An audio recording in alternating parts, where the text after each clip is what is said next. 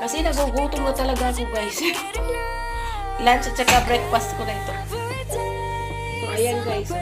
May rice ako with matching sausawan. Kasi hindi ako nakalagay ng sili. So, lang ito guys. Pang-alis sa umay. Ayun ako kanin.